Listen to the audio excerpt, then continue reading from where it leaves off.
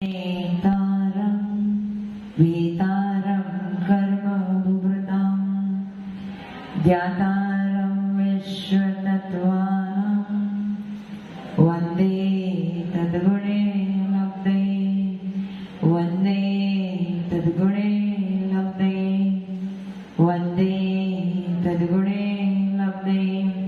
जुड़ पंच परमेश्वर भगवान की, देवादिदेवादिनाथ भगवान की, अंतिम शासनपति महावीर स्वामी भगवान की, परम पूज्य गुरुदेव श्री आदि सागर महावीर विमल सागर सन्मति सागर जी महाराज की, परम पूज्य गुरुदेव श्री सुंदर सागर जी महाराज की, द्वादशांग जिनवाणी माता की।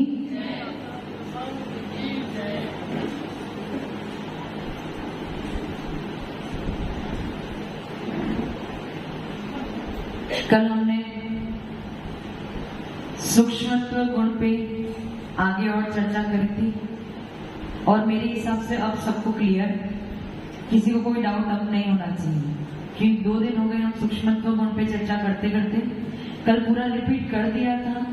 यदि किसी को कोई प्रश्न हो तो वो पूछ ले, नहीं तो हम आगे बढ़ सकते हैं। नैना आंटी, कल के प्रश्न कुछ शेष बचे थे, माइक दे दो नैना आंटी को।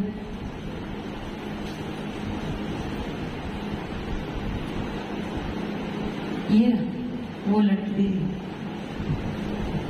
नमो गुरुदेव परमाई माता जी। अय्यन तो की उच्चारण घाचा करना जनावन दर्शन मनी यात्रा ये सब एक साथ नष्ट होते हैं, एक एक जोन में कराने उसी क्रम से एक एक करके नष्ट होते हैं। वही क्रम अघात कर्म होने वही रहता, जैसे कि वायु दान प्रकृति और वैद्य के जो सब खत्म होते हैं, एक एक क्रम से नष्ट होते हैं। क्या इसका क्रम है? अरिहंत जब बनते हैं तो उनका प्रश्न क्या है, क्या 4 घातिया कर्म, क्या 4 घातिया कर्म एक साथ नष्ट होते हैं या क्रम से नष्ट होते हैं? तो इसका उत्तर ये है कि सबसे पहले मोहनीय नष्ट होता है। सबसे पहले क्या नष्ट होता है? सबसे पहले 10वें गुण स्थान में मोहनीय नष्ट होता है और उसके बाद 10वें गुण स्थान में मोहनीय कर्म नष्ट होने के बाद 12वें गुण स्थान के अंतिम समय में ज्ञानावरणी, दर्शनावरणी और अंतराय, ज्ञानावरणी, दर्शनावरणी और अंतराय एक साथ नष्ट को प्राप्त होते हैं। कौन से गुण स्थान में? 12वें गुण स्थान के अंतिम समय में। और 12वें गुण स्थान के अंतिम समय में उन्होंने घातिया कर्म को नष्ट करके 13वें गुण स्थान में पहुंच जाते और क्या बन जाते हैं? अरिहंत भगवान बन जाते हैं। और अघातिया कर्म 14वें गुण स्थान के अंतिम समय में चारों एक साथ नष्ट होते हैं। वहां पे किसी भी प्रकार का क्रम नहीं है। समझ में आ गया? हाँ, आपको समझ में आ गया? राजेंद्र जी, 10वें गुण स्थान में सबसे पहले मोहिनीय कर्म को नष्ट करते हैं, फिर 12वें गुण स्थान के अंतिम समय में ज्ञानावरणी, दर्शनावरणी और अंतराय, इन 3 कर्मों को एक साथ नष्ट करके जीव 13वें गुण स्थान में पहुंच जाता है, जहां उनको अरिहंत पद की प्राप्ति हो जाती है। और उसके बाद अघातिया कर्म शेष बचे हैं, वो 14वें गुण स्थान के अंतिम समय में एक साथ नष्ट करके उसके बाद वो सिद्ध गति को प्राप्त हो जाते हैं। समझ में गया? क्लियर है? इसमें किसी को कोई डाउट नहीं है। हमारे ज्ञानावरणी, दर्शनावरणी, मोहनी, अंतराय, आयु और नाम 6 कर्म नष्ट हो चुके हैं। बस 2 कर्म नष्ट करने अभी शेष बचे हैं। और जैसे ही वो 2 कर्म नष्ट हो जाएंगे तो आप क्या हो जाओगे? क्या हो जाओगे? बैठे बैठे नहीं, बैठे बैठे हो जाओगे। केवल बातें कर रहे हैं, सिर्फ सुन रहे हैं, ज्ञान की प्राप्ति कर रहे हो, केवल द्रव्य ज्ञान की प्राप्ति कर रहे हो, केवल शब्दों को समझ रहे हो, लेकिन उसके भावों को अभी भी पकड़ नहीं पा रहे हो। जिस दिन उसके भाव को पकड़ लिया, उस दिन निश्चित तौर पे आगे बढ़ते बढ़ते सिद्ध गति की प्राप्ति हो जाएगी। अब केवल क्या पढ़ रहे हो? आप केवल शब्द को पकड़ रहे हो। 7वां कर्म कौन सा है अपना? नाम के बाद गोत्र। गोत्र का काम क्या था? गोत्र का काम क्या था? ऊंच और नीच कुल को देना। आपका गोत्र कौन सा है अमित जी? आपका घर का गोत्र कौन सा है? गोत्र कौन सा है? उच्च गोत्र। हम सब कौन है? उच्च गोत्र वाले हैं। वो जो घर का गोत्र है वो यहाँ पे उस गोत्र की बात नहीं चल रही, यहाँ पे केवल उच्च और नीच गोत्र। तो हम सब कौन है? उच्च गोत्र वाले। और गोत्र कर्म का स्वभाव कैसा था? कैसा था? कुंभकार के समान जो बड़ा और छोटा घड़ा बनाता है। जिस दिन ये गोत्र कर्म नष्ट होगा उस दिन सिद्ध भगवान के अगुरु लघुत्व गुण की प्राप्ति हो जाएगी। कौन सा गुण?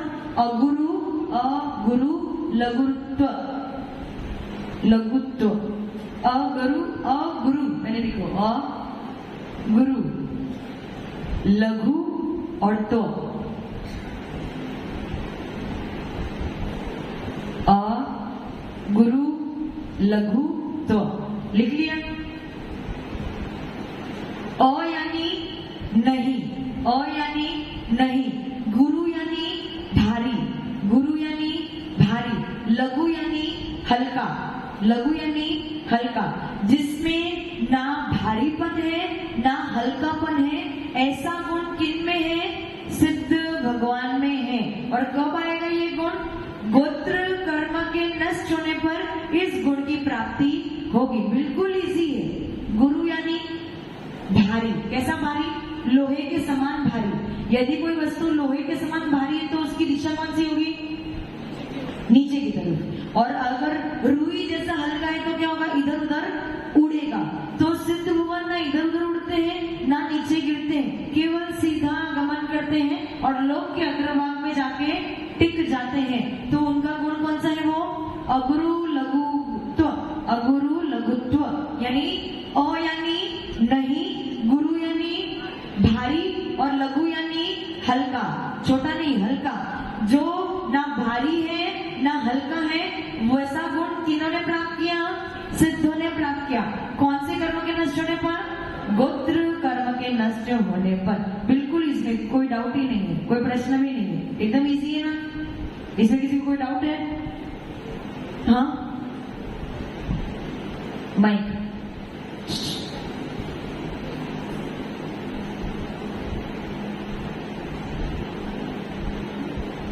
बहुत सुंदर से अंदर अरिहंत को हुआ क्या? गोत्र सिद्ध को। सिद्ध को। लेकिन कौन से कर्म के नष्ट होने पर हुआ? गोत्र कर्म। गोत्र कर्म किनको नष्ट होगा? अरिहंत ने कौन से कर्म को नष्ट किया है? घातिया कर्म को। 4 घातिया कर्मों को नष्ट किया। अघातिया कर्म भी नष्ट है। सिद्ध ने अघातिया कर्म भी नष्ट कर दिया। इसलिए गोत्र कर्म अघातिया कर्म है तो सिद्ध को ये गुण की प्राप्ति हुई। ठीक है, समझ में आ रहा है ना? अगुरु लघु गुण समझ में आ गया? कौन से कर्म के नष्ट होने पर? गोत्र कर्म। अब लास्ट बचा है कौन सा कर्म? वेदनीय कर्म। कौन सा कर्म? वेदनीय। वेदनीय का काम क्या था? सुख दुख की सामग्री को देना अथवा सुख दुख का वेदन कराना, ये किसका काम था? वेदनीय कर्म का। इसका स्वभाव कैसा था? शहद लपटी तलवार के समान। अब इस वेदनीय कर्म के नष्ट होने पर अव्याबाद गुण की प्राप्ति होती है। अव्याबाद, अव्याबाद, अव्याबाद,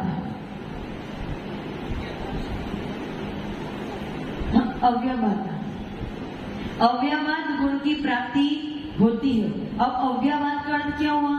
कि अब आपके सुख में आपको अनंत सुख की प्राप्ति हुई है और इस सुख में अब आगे कभी भी किसी भी प्रकार की बाधा नहीं पड़ने वाली है।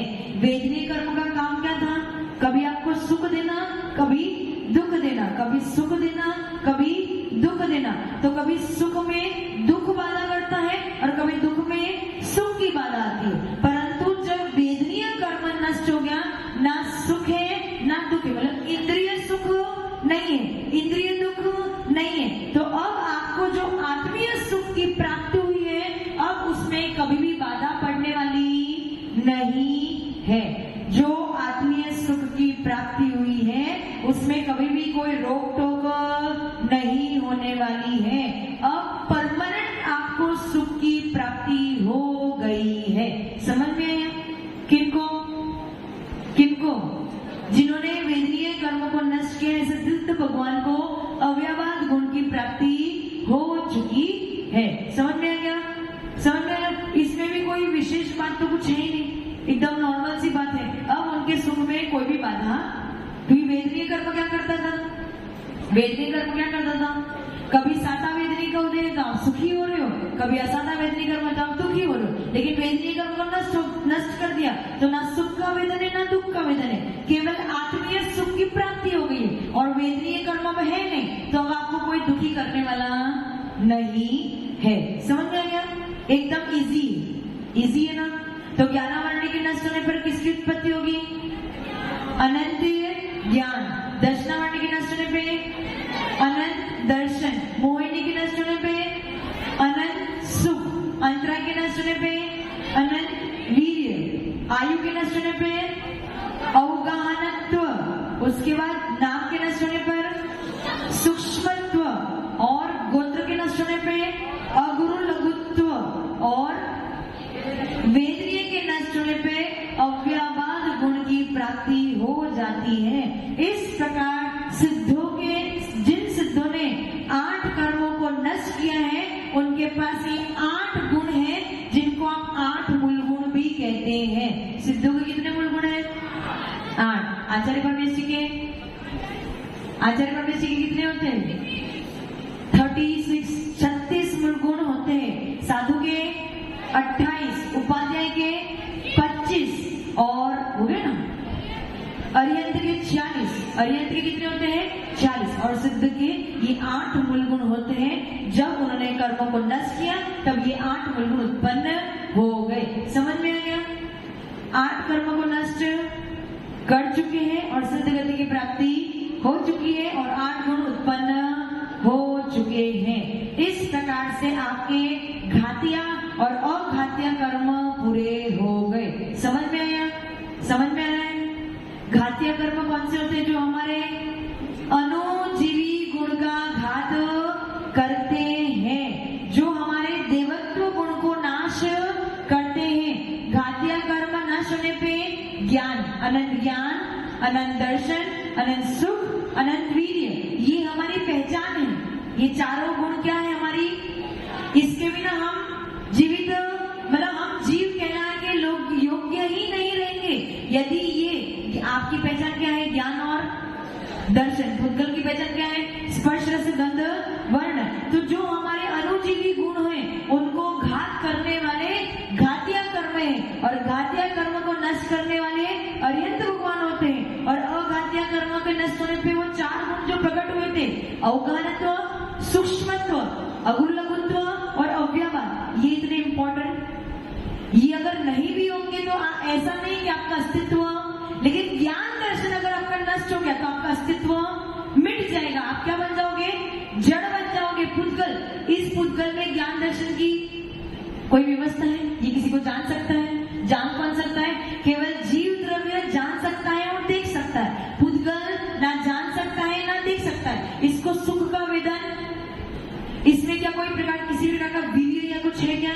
नहीं है। तो ये जो गुण है केवल जीव के हैं, और इन गुणों के बिना जीव का अस्तित्व नहीं पाया जाता। और जो कर्म इन गुणों का नाश करते हैं उन्हें घातिया कर्म कहते हैं। और घातिया कर्म के नष्ट होने पर अरिहत पद की प्राप्ति हो गई। लेकिन अवगाहनत्व गुण, सूक्ष्मत्व गुण, अगुरु लघुत्व गुण और अव्ययवाद गुण, ये हमारी पहचान, हाँ हमारे गुण है, लेकिन हमारी पहचान नहीं है। ये गुण और में भी पाए जा सकते हैं। इसीलिए यदि इन गुणों में कुछ कमी भी आ जाएगी तो इतना फर्क पड़ने वाला नहीं है। लेकिन यदि हमारे ज्ञान दर्शन सुख वीर्य गुण में थोड़ा सा भी कमी आ गई तो हमें फर्क पड़ेगा।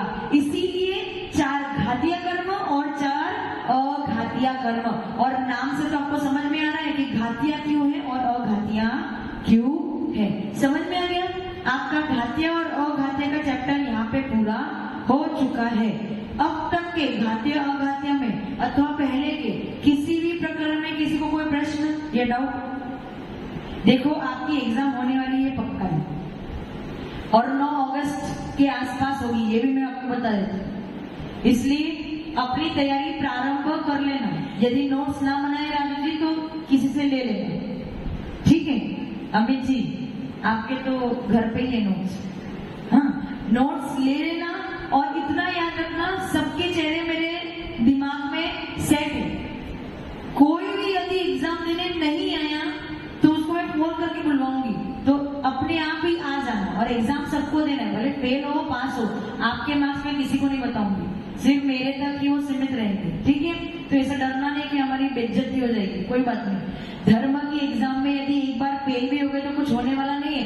पाप कर्म का आश्रम नहीं होगा, पुण्य कर्म का आश्रम ही होगा। भले फेल ही क्यों ना हो जाए, फिर भी पुण्य कर्म का आश्रम होगा। इसलिए सबको एग्जाम तो देनी है, इसलिए अभी से अपनी तैयारी करना प्रारंभ कर लेना। आज क्या तारीख है? 28। आपके पास 10 दिन है। किसी को कोई प्रश्न पूछना है? राजेंद्र जी कुछ चर्चा चल रही है, गहन चर्चा। किस बात की चर्चा चल रही है? एग्जाम की। क्या चर्चा कर रहे थे? हमें भी बता दो थोड़ा सा। दोनों एग्जाम देने आओगे, आना ही पड़ेगा, नहीं आओगे तो फोन करके बुलवाया जाएगा। समझ में आ गया? इतना क्लियर है? अब आगे बढ़ते हैं। मूल प्रकृति हमारी कितनी थी? देखो कर्म के भेद कितने थे? 2। कौन से? द्रव्य कर्म और भाव कर्म। द्रव्य कर्म भाव कर्म आप पढ़ चुके हो, आपको समझ में आ गया है। दूसरे 2 प्रकार कौन से थे? घातीय और अघातीय। घातीय अघातीय आप समझ चुके हो और आपको अब उसके बारे में वर्णन करना आ गया है। फिर कर्म 4 प्रकार के थे, जीव विपाकी, पुद्गल विपाकी, क्षेत्र विपाकी और भव विपाकी। इसके बारे में अभी मैंने वर्णन नहीं किया है और अभी मैं वर्णन करूंगी भी नहीं। जब आपके 148 प्रकृति पूर्ण हो जाएगी उसके बाद इसका वर्णन प्रारंभ करूंगी। तो ये 4 केवल अपने मन में धारण करके रखो। उसके बाद कर्म कितने प्रकार के हैं? 8। 7 कहां से आ गए? 8। ज्ञानावरणी, दर्शनावरणी, वेदनीय, मोहनी, आयु, नाम, गोत्र और अंतर। इसका वर्णन अपना हो चुका है। अब कर्म कितने प्रकार के हैं? 148 प्रकार के हैं। आज से उन 148 प्रकार के कर्मों का वर्णन प्रारंभ करेंगे। सबसे पहले उत्तर भेद लिख लो। 8 मूल प्रकृति है ना, सबकी अपनी उत्तर भेद, यानी भेद के भी प्रभेद, भेद के भी प्रभेद। ज्ञानावरणी की 5 उत्तर प्रकृतियां हैं। ज्ञानावरणी की 5 उत्तर 5 भेद। ज्ञानावरणी कर्म के कितने भेद हैं? कितने हैं? 5। उसके बाद दर्शनावरणी के 9 उत्तर भेद है। दर्शनावरणी के 9 उत्तर भेद है। उसके बाद क्या आता है? क्रम से चलना। कौन आता है? वेदनी। वेदनी की केवल 2 उत्तर प्रकृति, 2। मोहिनी के बाद, वेदनी के बाद मोहिनी की 28 प्रकृति।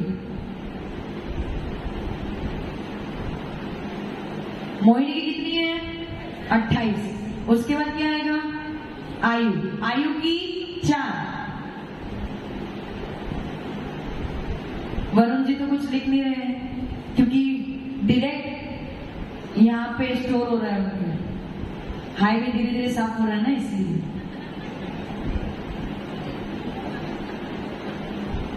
हाँ, आयु के बाद क्या है?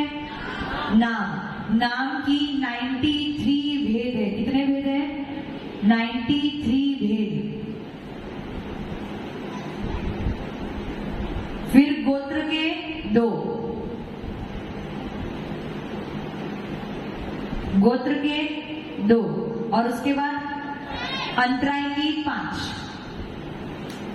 अंतराय की 5, ज्ञानावरणी के 5, दर्शनावरणी के 9, उसके बाद वेदनी के 2, मोहनी की 28, आयु की 4, नाम की 93, गोत्र की 2 और अंतराय की 5। देखो कितने हो गए?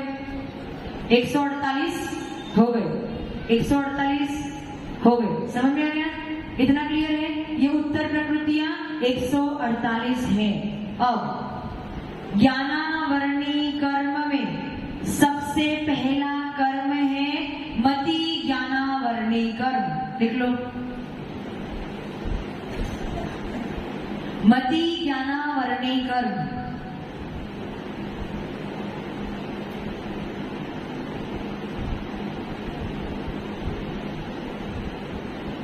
मति ज्ञानावरणी कर्म। हाँ धनपाल जी, आपके पास कौन सा ज्ञान है?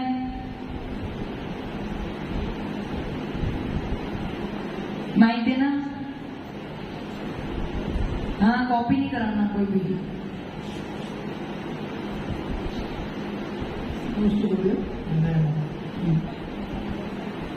ज्ञान को जो जितना भी ज्ञान है पढ़ते हुए।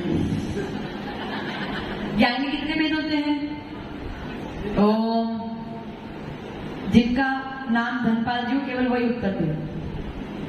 ज्ञान के कितने भेद होते हैं? वरुण जी को दे दो माइक।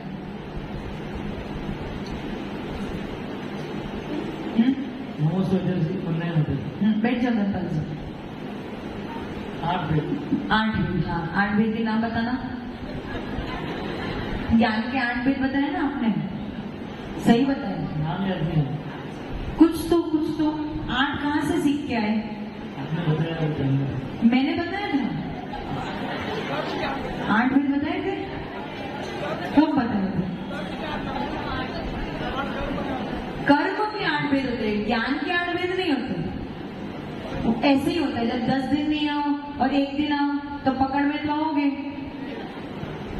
हाँ, बाजू में दे दो। खड़े हो जाओ, खड़े तो हो जाओ। वर्षा मैडम है ना, वो तो बहुत पढ़ती है। तो ज्ञान के कितने भेद हैं? नहीं पता। आपके पास ज्ञान है? शास्त्र ज्ञान नहीं है।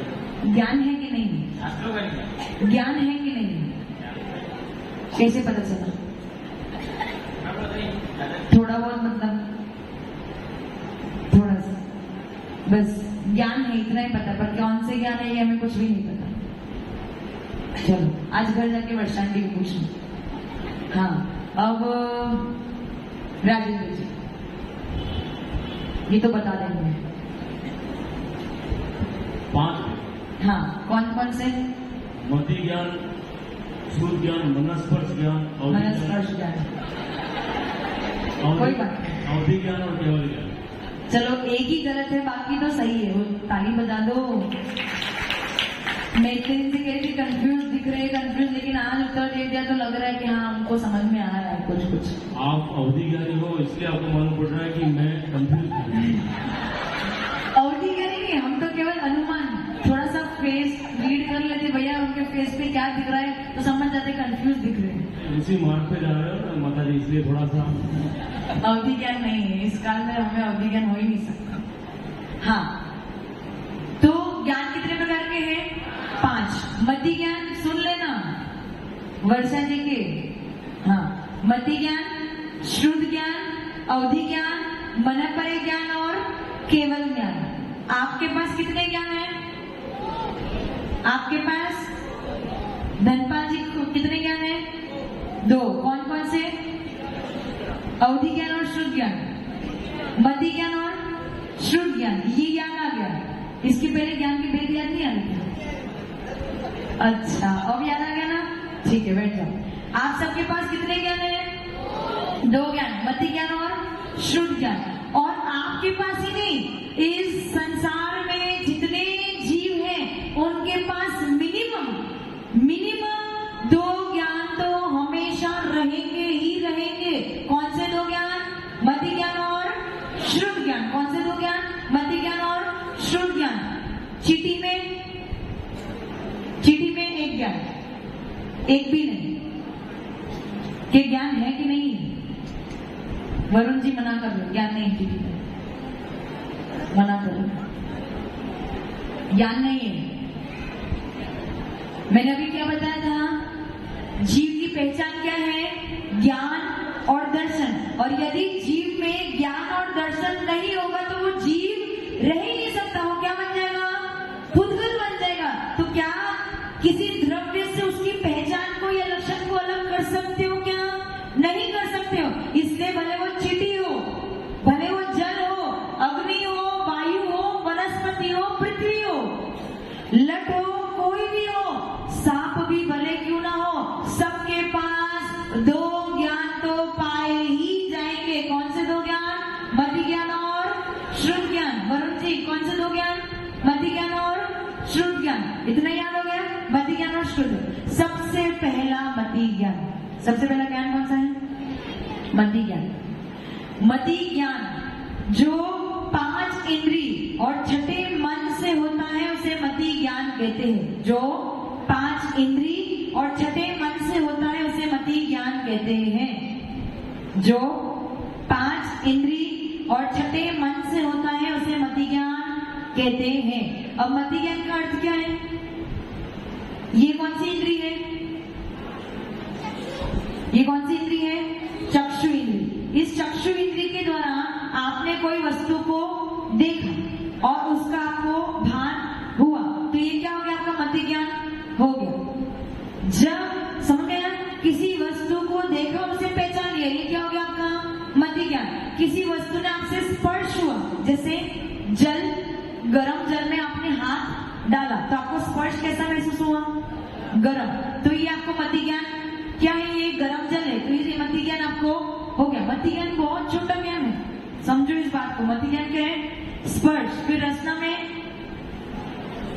स्वाद, रसगुल्ला खाया, आंखें बंद भी हो, जैसे रसगुल्ला खाओगे तो समझ में आ जाएगा क्या है, ये मीठे छेना है, इतना समझ में आ जाएगा ना। और गुलाब जामुन में भी फर्क समझ में आ जाएगा। मिर्ची खाओगे तो मिर्ची समझ में आ जाएगी, खट्टा खाओगे, नींबू खाओगे तो नींबू समझ में आ जाएगा। तो ये जो पहचान हो रही है किसके द्वारा हो रही है, मति ज्ञान के द्वारा। किसके द्वारा हो रही है, मति ज्ञान। स्पर्श में, स्पर्श के माध्यम से जानोगे वस्तु गर्म है, ठंडी है, हल्का है, भारी है, चिकना है, रूखा है, आदि आदि। स्वाद से क्या जानोगे, वस्तु खट्टी है, मीठी है, तीखी है, आदि आदि, ठीक है। और फिर ये क्या है, घ्राण। कौन सी इंद्रिय है, घ्राण आपके पास है कि नहीं है, घ्राण इंद्रिय है। इस घ्राण इंद्रिय के द्वारा आपको किसका ज्ञान होता है, सुगंध और दुर्गंध। वस्तु सुगंधित है या दुर्गंधित है, इससे किससे पता चलेगा, घ्राण इंद्रिय से। तो जैसे ही वस्तु की सुगंध आई, आपने समझ ली कि वस्तु की सुगंध है या फिर उसकी दुर्गंध है। तो ये कौन सा ज्ञान हो गया आपको, कौन सा ज्ञान हो गया। मैंने अभी क्या बोला, मति ज्ञान किससे होता है, 5 इंद्रिय और छठे मन से। तो ये मति ज्ञान हो गया।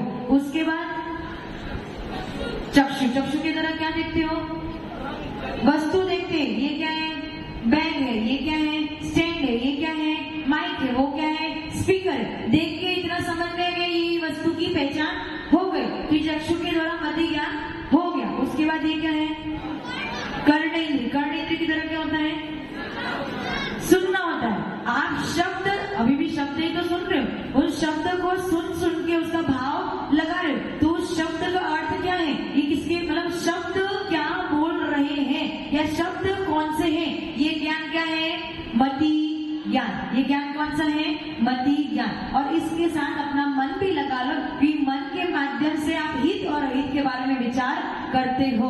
तो 5 इंद्रिय और छठे मन से जो होता है उसे मति ज्ञान कहते हैं। बिल्कुल सामान्य ज्ञान है। कैसा ज्ञान है, बिल्कुल सामान्य ज्ञान है। इसमें कोई विशेषता, केवल पहचान हो रही है। स्पर्श से गरम, ठंडा, हल्का, भारी, चिकना, रूखा आदि की पहचान हो रही है। उसके बाद रसना से खट्टा, मीठा, तीखा, चरपरा आदि की पहचान हो रही है। घ्राण से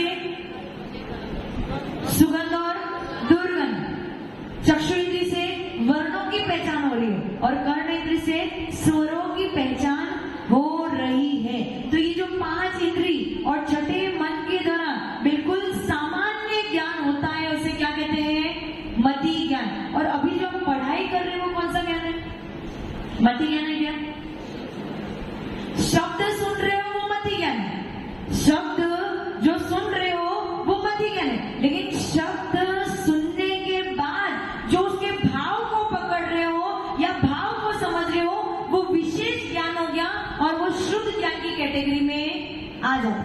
बात समझे, दोनों में फर्क है। शब्द सुनना, केवल शब्द, केवल आपने सुन लिया केवल, और फिर मैंने आगे सेंटेंस बोला, उस सेंटेंस के सारे शब्दों को सुन के आपने जो उसका अर्थ लगाया वो अर्थ क्या हो जाएगा?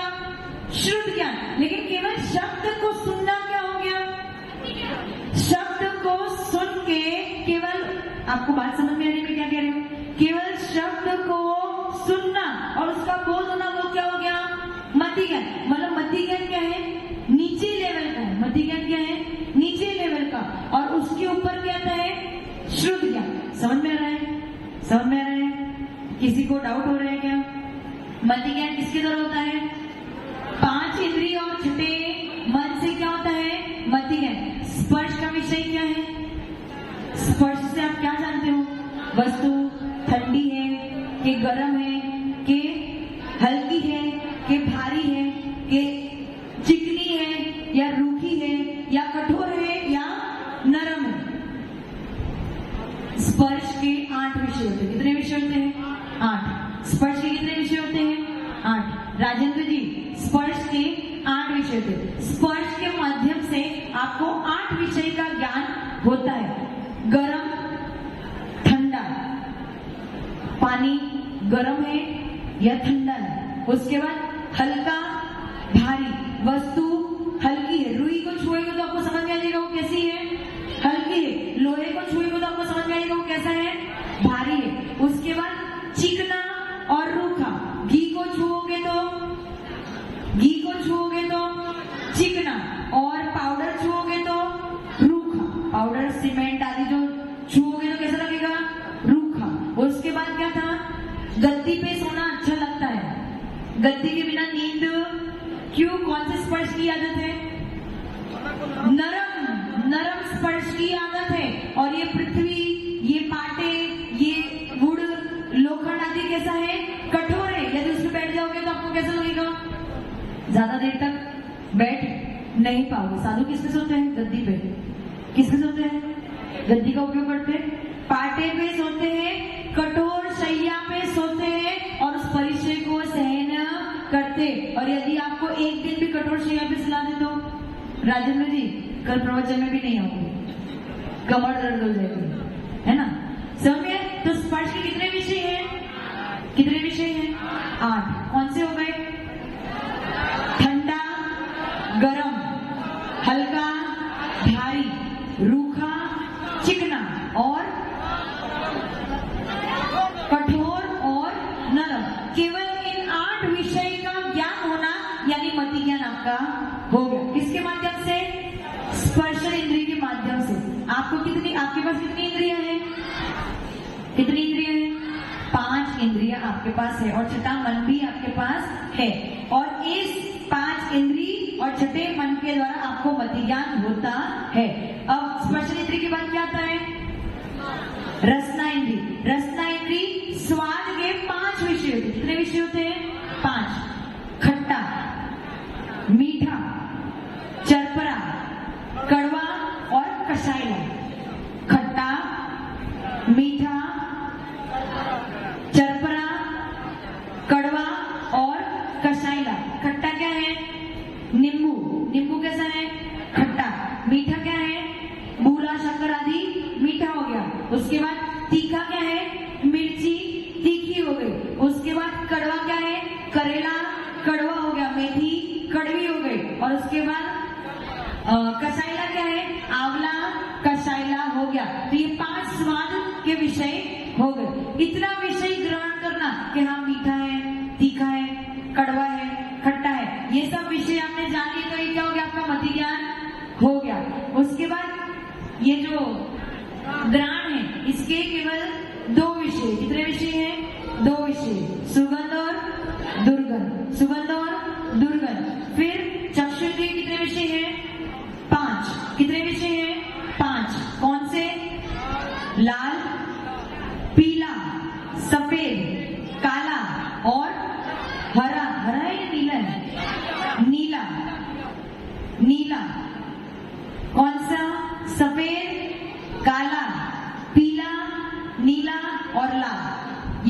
विषय किसके हैं? चक्षु इंद्रिय के।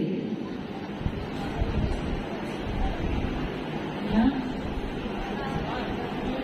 उसके बाद कर्ण के कितने विषय होते हैं? 7 विषय होते हैं। जो स्वर होते हैं ना हमारे, बस वो 7 विषय कर्ण के होते हैं। इतना ज्ञान होना, हाँ सारे वही स्वर जो है सारे गामा पा, ठीक है वो समझ जाओ। हाँ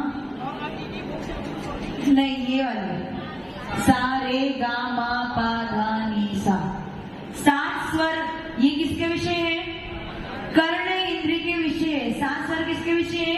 कर्ण इंद्रिय के विषय है। इतना ज्ञान होना मतलब आपको मति ज्ञान हो गया। ये मति ज्ञान का वर्णन पता है, लेकिन इस मति ज्ञान पे जो आवरण डालता है या मति ज्ञान को जो ढक देता है उसे मति ज्ञानावरणी कर्म कहते हैं। हम पढ़ाई किसके बारे में कर रहे हैं? कर्मों के बारे में। हम पढ़ाई किसकी कर रहे हैं? कर्मों के बारे में। तो मति ज्ञान को समझ लिया और इस मति ज्ञान पे जो मति ज्ञान हमें हो रहा है उस मति ज्ञान को जो ढक दे वो कौन है? मति ज्ञानावरणी कर्म। वो कौन है? मति ज्ञानावरणी कर्म। समझ में आ गया?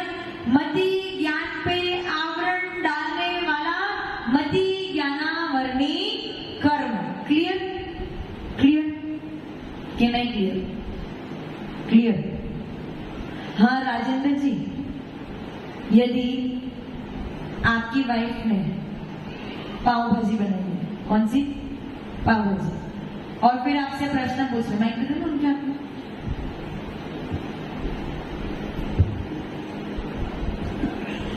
वो पता है स्टार प्लस पे वो कुकिंग का शो होता था पहले, क्या नाम था उसका? Master chef. हाँ आपकी वाइफ ने पाव भाजी की सब्जी बनाई थी, अच्छी मसालेदार, खूब मसाले डालते, वो बाहर का वो जो पाव भाजी वाला मसाला था ना उसको डालते। फिर आपसे प्रश्न पूछे, बताओ इसमें कौन से मसाले डाले? आप उत्तर दोगे क्या?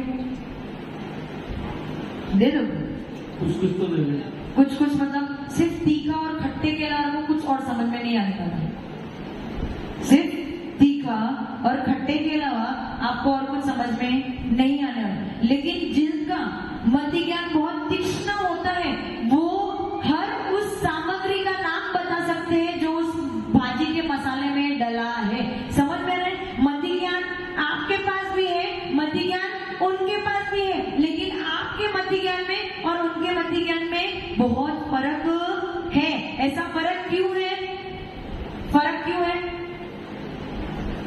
बिल्कुल इजी उत्तर है, फर्क क्यों है? हाँ आपके मति ज्ञानावरणी कर्म का उदय ज्यादा है और उनके मति ज्ञानावरणी कर्म का उदय कम है। उसकी वजह से उनको विशेष मति ज्ञान है और आपका थोड़ा सा हल्का फुल्का मति ज्ञान है। पता है वो बहुत सारी पजल गेम आती है, पजल गेम आती है, कभी कभी मोबाइल पे आती है, पुराने पहले देखा था, बहुत जाखा मतलब बहुत ही क्या बोलते हैं, जाखरी को क्या बोलते हैं, धुंधला लिखा हुआ रहता है और आपकी टेस्ट होती है कि आपकी आईज कितनी स्ट्रांग है और उसमें आपको पता रहता है कि वो क्या लिखा है। समझ रहे हैं आपको? वो आपको कैप्चा होता है ना, कैप्चा, हाँ कैप्चा भी होता है ना, वो उसमें भी बहुत धुंधला होता है या बिल्कुल पजल्ड होता है। फिर आपकी आंखों का टेस्ट होता है कि भाई आप समझ पा रहे हो कि नहीं। तो जिसका मति ज्ञान तीक्ष्ण होगा वो तुरंत उसे सॉल्व कर देगा और जिसका मति ज्ञान तीक्ष्ण नहीं होगा वो क्या करेगा?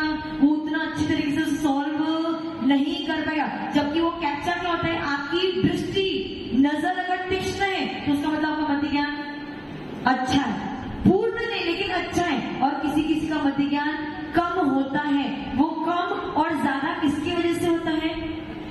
किसकी वजह से होता है? मति ज्ञानावरणी कर्म की वजह से किसी का मति ज्ञान ज्यादा होता है, किसी का मति ज्ञान कम होता है। कुत्ते को मतलब जो डॉगी होते हैं उनको, उनकी विशेषता क्या है? उनकी विशेषता क्या है? सूंघना। वो लोग सूंघने में बहुत तीक्ष्ण होते हैं, तो इतनी सुगंध आपकी अच्छी नहीं है, तो उसका मतलब क्या हुआ? जो घ्राण इंद्रिय की अपेक्षा जो उनका मति ज्ञान है वो उनका तीक्ष्ण है और आपका कम है। समझ में आ रहा है ना मैं क्या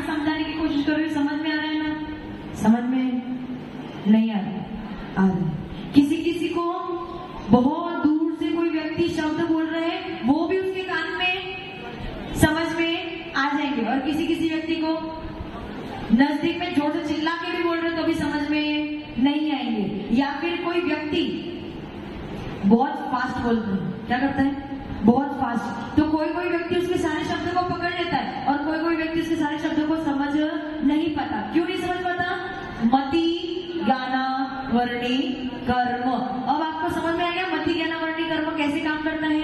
स्पर्श रस गंध वर्ण, इन चारों को लेके, पांचों को लेके और आपके मन को लेके ये काम करता है। जिसका ज्ञानावर्णी कर्म का क्षोभम अच्छा होगा उसको वस्तु की पहचान अच्छी होगी, और जिसका ज्ञानावर्णी कर्म का क्षोभम कम होगा उसको वस्तु की पहचान इतनी अच्छी तरीके से नहीं होगी। जैसे जैसे बुढ़ापा, समय ज्यादा हो रहा है, एक लास्ट लाइन बोल दूंगी, जैसे जैसे बुढ़ापा बढ़ता जाता है आपका ज्ञानावर्णी का क्षोभम कम होने लगता है।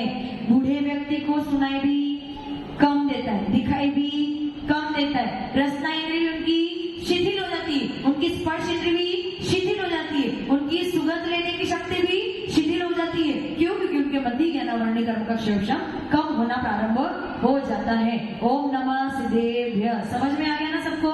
चलो एक बार सरस्वती माता के चरणों में जाप करेंगे। ओम प्रेम